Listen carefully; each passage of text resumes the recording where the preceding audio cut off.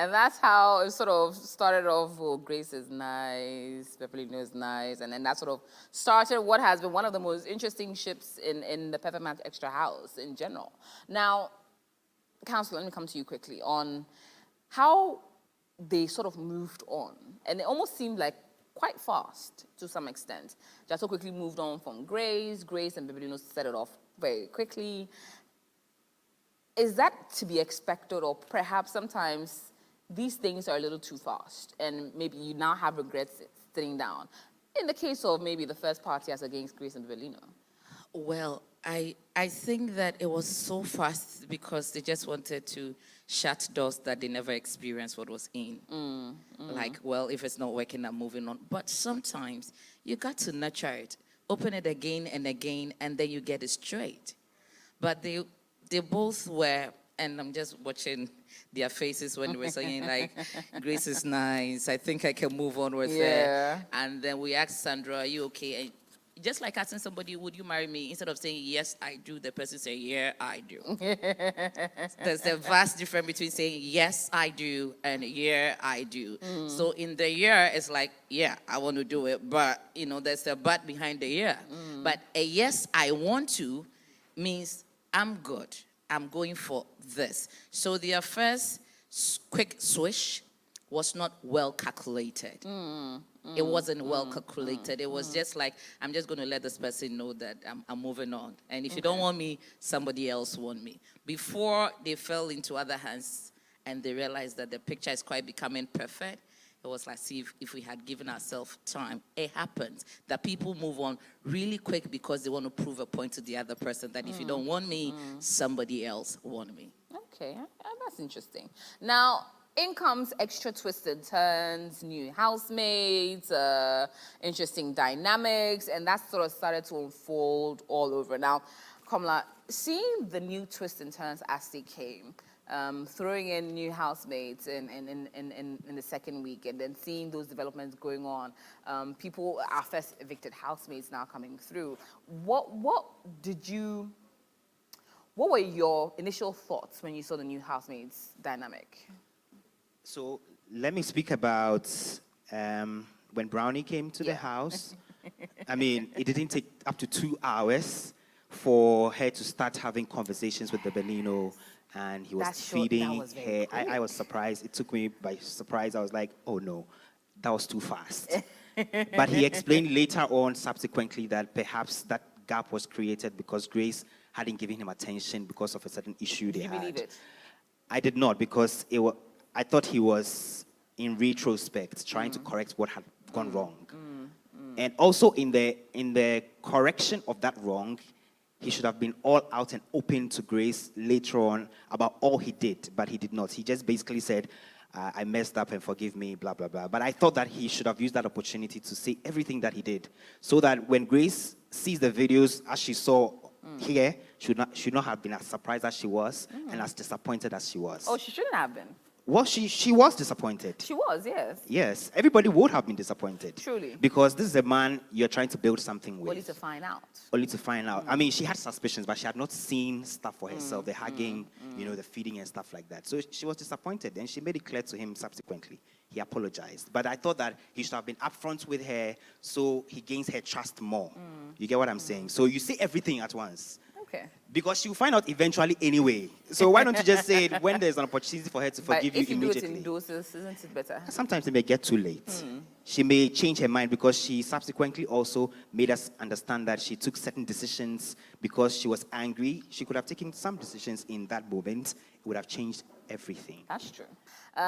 So it was the Brownie dine, and the way she was able to shake the Galino ship. And how quickly she did it. Yeah. But in the end, it didn't work out for her, and even her second coming has been as disastrous as the first. Do you think if she had pushed a little bit more in the first one, like if she had succeeded in, it almost seemed as if she was a bit more laid back. She tried I think in the first few days it was very aggressive and then sort of laid back. Yes, I guess because Grace confronted her that she didn't want to have her speak to her man, and so I heard her having conversations later that, because Bebelino and Grace had spoken to her, she didn't want to shake it so much, and she will later say that Beverlino had told her stuff, which we were yet to hear on camera. Yeah. But then she created the impression that, oh, because I've been spoken to, I don't want to push this so hard. She even told Biggie that it looks like Grace and Beverlino are so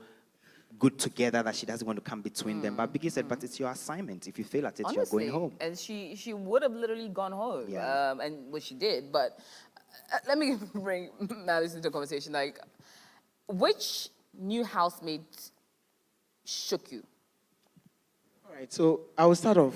The addition of new housemates is a twist we never thought we needed. Yeah. until Big it Mama came. actually surprised us on that because I think that day we were done with the show and Yes. it was halted for the. But I think the new housemate that actually shook things up is Brownie. Because after the show, 10 p.m., they got into the house. By 12, Bebelino was all over Brownie. Yeah. And Brownie was like, get the assignment done quickly. And I was feeling pity, or I was feeling sad for Great. Bibi. Because Sasha. Yeah. But Sasha is now like a backing vocalist to Brownie. To Brownie, yes. Yeah. And I feel like she actually did destroy some things about the Granilo But did show. she make it stronger? Because at that point in time, after she sort of rocked it a little, they seemed to get even into. I think even before she came to the house, Bebelino and Grace had a little bit of tension. They were not in talking terms with each other. Yeah. So I think introduction of Brownie actually, I don't know, we need to sit up. So I think they began talking to each other and the pair became very much stronger. And that. they gave assurances to each other, we are not going to let anyone. That is after Bebelino made certain promises to Brownie in the house, on camera and off camera. Well, I'll come to Kuko in a bit, but I want to hear from you, Reverend Ada. With the introduction of new housemates to sort of shake the ships, do you think it's strengthening? In my opinion, I think some of them came out better because they had their relationship tested a little. But is that the general observation for you? I think that it wasn't strengthening or weakening, it was awakening. Okay. We get too reluctant in relationship, like, okay, this person's going nowhere. We're stuck with each other. We're going to fight and come back at any other time. But the very day you wake up and know that, you got competition, and the competition is hot and it's coming with a certain kind of force, you go back to your textbook and then you fix what it is. And so I think that was it for me. Big Mama bringing new people was not to break or strengthen, but to awaken the whole love vibe because they were so conversant and they were just relaxed. I mean, it's just us. And it was a good thing for me. If other people are watching, I think that's the message. You never get comfortable. Never get comfortable. No, never get Kuko, comfortable. which housemate or new housemate was your favorite? Brownie. And Really? I agree with Counselor. Counselor? I think when Brownie tried, that made Grace and Bebelino step up their game. I'm sure in their mind, if I don't do this, Brownie is going to take my position, and I don't want to lose this. So I think I'll agree with Counselor. Brownie tried, but in life, if something is meant to be, whatever you do, it will never break. That's me. Not only did Brownie sort of shake things, Bibi also had her fair share of a bit of shaking. Initially, as soon as she even was introduced on stage and then mentioned Kodak, Bella was already on edge. And we've seen that tension sort of follow through even to her coming back again and seeing that succession even up until a few days ago where they had a big blow up, which we will be discussing tomorrow on the show. But it's been quite interesting to see how she she also had an interesting thing with Etonam at a point, sort of made Loveling jealous. Like, I think she needs an honorable mention, honestly. Even before we got here, Yeah. there was a conversation between Loveling and Brownie about Bibi. Because yesterday during the party, when Bibi was tipsy, she was dancing with Etonam and they almost kissed. And I saw how Loveling was staring at Etonam at that particular moment. So I knew Loveling was going to raise this issue. It was just a matter of time. So today I heard her speak to Brownie about it, that she didn't like how Etonam had gone past the boundaries they'd set for themselves, with Bibi in particular. And a few hours ago, they were having a conversation, Etonam, Bebelino, Grace, and Bibi together in the kitchen while they were preparing jollof.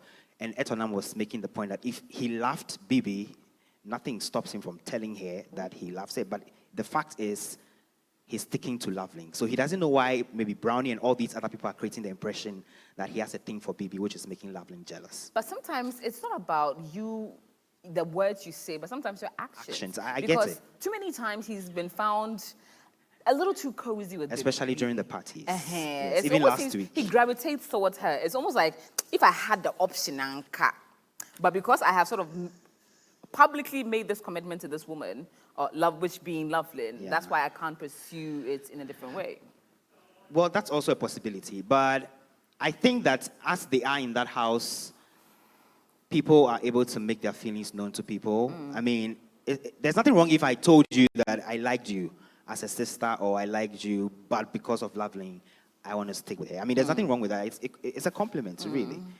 But if it goes beyond that to having, flings, like, doing things, steamy things, then we will be worried. But once it didn't get to that stage, I think that even though he shook that ship, the Etoling ship, and is still shaking the ship till this particular Yeah. moment, I think Etoling is still pretty much resolute. BB, I have to ask you about that. Like Malice, I have to ask you about BB right now. Like, what were your general thoughts about her, how she acted, and how she was able to sort of put fire not only under Bella, under Loveling, but sort of shake a few of the gentlemen as well? BB coming to the house, right from stage, we knew there was trouble because of Kodak. And I know they have history together, but she coming to the house, we knew there was going to be drama. And she didn't fail to give us the drama. There was tension, she caused friction between the Kobela ship. We also Of course. how it transpired.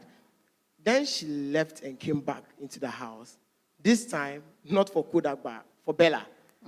We saw how it unfolded yesterday.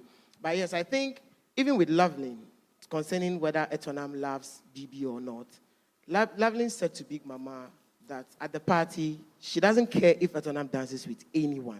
So I don't see the sudden change that she has boundaries or they have boundaries. Etonam, she didn't dance with anyone at the party. I don't just get it. I feel like right now she's feeling threatened. And any little thing, her position could shift. Interesting. Kukwa, your thoughts on the dynamics between the Etonam, the BBs, and then all those dramas in between? Well, I still don't get it why Etonam and Labi are still having problems with BB. You guys make a great couple. If BB has tried, you know what you've been through, you know the boundaries you guys have set up. You shouldn't be disturbed. If you really know that this guy is into you, and we know, what's his name, Etonam is into you, or Loveling is into you, you shouldn't be scared. That's how I felt. And BB going to Kodak and Bella, I still don't know why BB has issues with Bella. I feel Bella has been cool. She only talks when you step on her. So, Oh, really? You yeah, So you think that's she's how I see it. misunderstood? Yeah, that's how I see it. I see it. Bella is cool. She's like in everyone's business, yes. But then you step on her, they should show you who she is. So if BB pulls back, she'll pull back. Okay. That's how I see it.